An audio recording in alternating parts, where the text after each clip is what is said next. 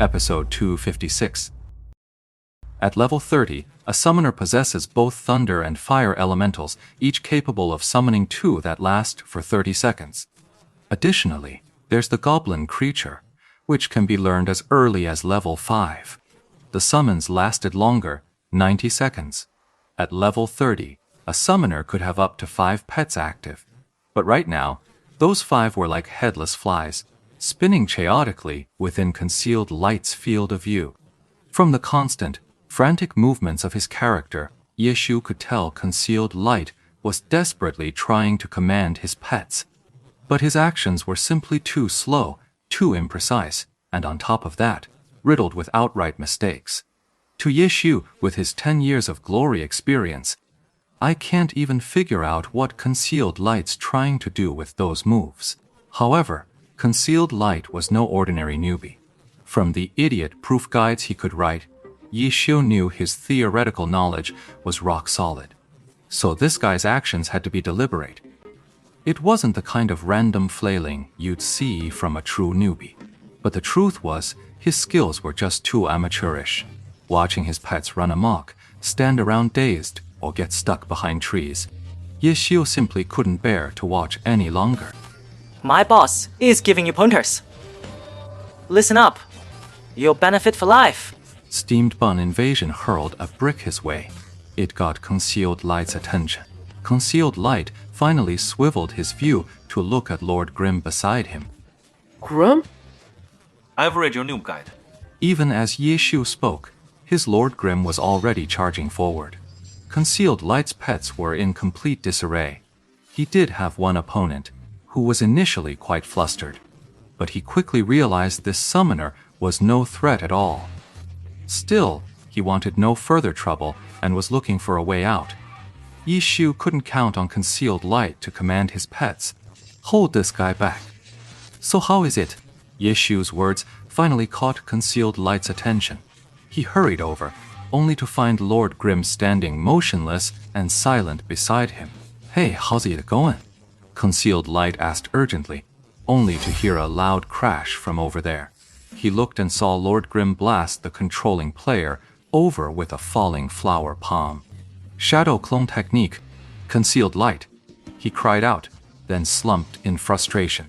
Bound by theory, he lacked the instant ability to recognize shadow clone technique. He was still here, talking to Lord Grimm's clone. The player Lord Grimm had blasted over to him immediately performed a quick recover, flipping back to his feet. In a panic, he spotted Concealed Light beside him and instantly unleashed a skill. Concealed Light scrambled, trying to roll away, trying to flee. 4 or 5 different counter plays flashed through his mind, but his hands failed to execute a single one.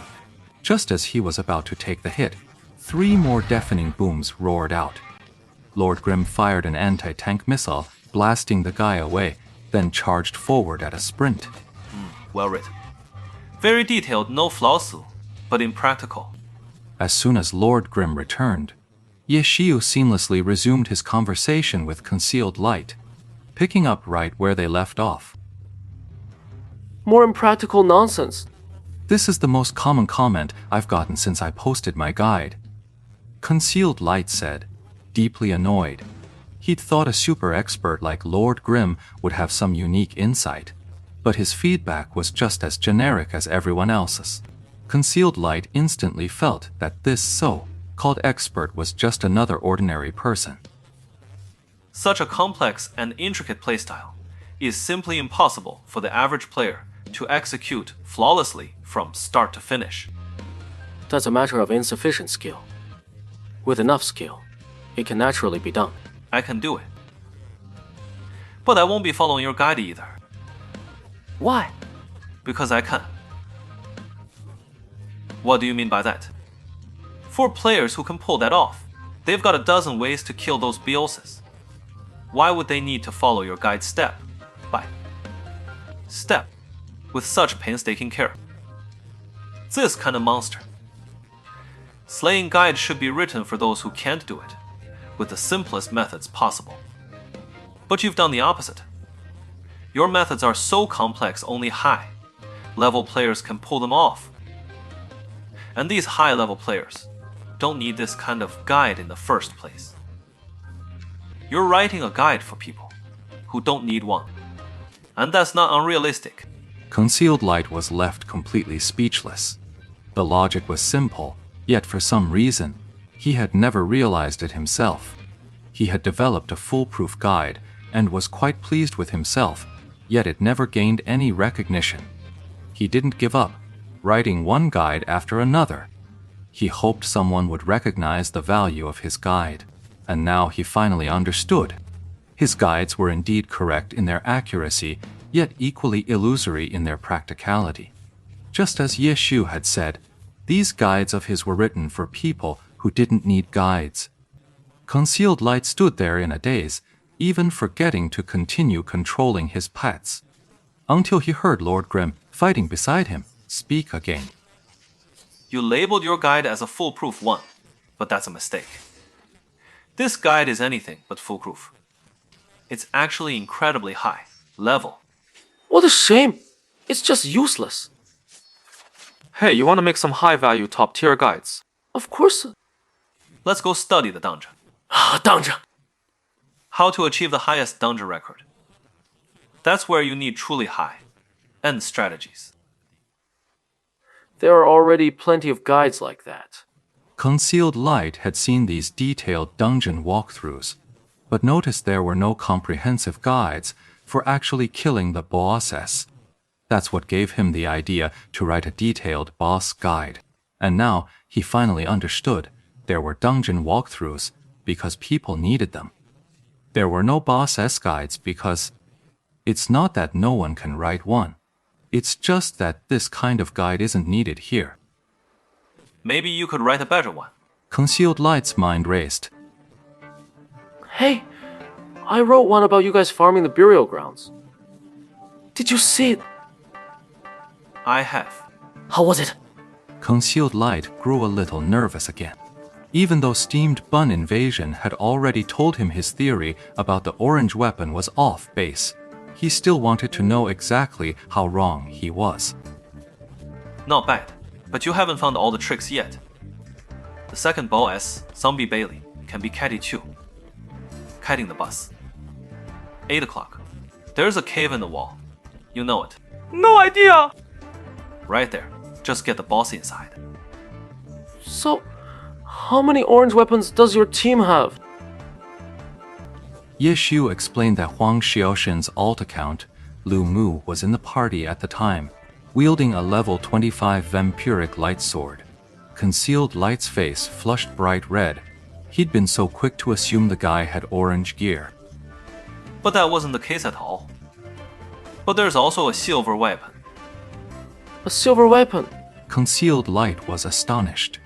His gaze was then involuntarily drawn to Lord Grimm's Myriad Manifestations umbrella, which blasted the opponent away with a palm strike the moment they surfaced. In a flash, a draw sword slash added another hit. Concealed Light saw it up close. The weapon, which had been a battle spear, suddenly retracted. Then a sword was drawn from its base to unleash the slash. Is this it? That's right. It can change forms. So there's no cooldown for switching weapons. Alright, you're pretty knowledgeable about old playstyle. Like the unspecialized for a newcomer. Yeah. When I was studying your strategy for the burial grounds, I specifically looked up a lot of information on the unspecialized class. Right, exactly. This weapon basically overcomes the cooldown restriction that prevents an unspecialized from switching weapons on demand. As Ye Xiu spoke, Lord Grimm chased after another target. Concealed Light, now completely ignoring his pets, hurried to keep pace beside Lord Grimm. Basically overcome. Concealed Light noted Ye Xiu's use of the phrase, basically overcome. Well, you saw for yourself. Switching between forms always takes a bit of time. That's something you just can't get around. The only way is to increase my APM, to push it as fast as possible. This weapon is truly incredible. You know your stuff about custom gear, too. Yeah, I've looked into it a bit, but that's far too complicated. I think you'd need a complete understanding of the game's entire system, a massive time investment, and a hefty chunk of cash. For the average player, this is probably out of reach. Yeah, you're right about that. Ye Xiu nodded with a sigh. Professional clubs research custom equipment and back large-scale guilds, investing real currency to continuously arm their pro-level accounts with these custom-made items. But the Myriad Manifestations umbrella had no such manpower or resources backing it. It was built purely on the foundation of one individual's in-game hustle and grind. An item crafted like this, Ye Xiu wouldn't dare claim there was absolutely no second one in Glory, but the blood, sweat, and sheer effort poured into any one of them is beyond what words can ever fully capture. And this silver weapon of yours, That was a long time ago. just because an unspecialized can't level up, it's useless. Concealed Light truly lived up to his reputation for specializing in the unspecialized. Even as a newcomer, his guess was spot on. Right, so what now? At level 50, you can head to the Heavenly Domain to level up. You can go to the Heavenly Domain at level 50. Concealed Light drew in a sharp, disbelieving breath. He hadn't discovered this particular rule during his research on the unspecialized class. The challenge to enter the Heavenly Domain had always been considered one of the toughest trials in Glory. With every level cap increase, the difficulty of the Heavenly Domain's entry challenge also rises. The current max level is 70, yet this person wants to complete the Heavenly Domain challenge at just level 50.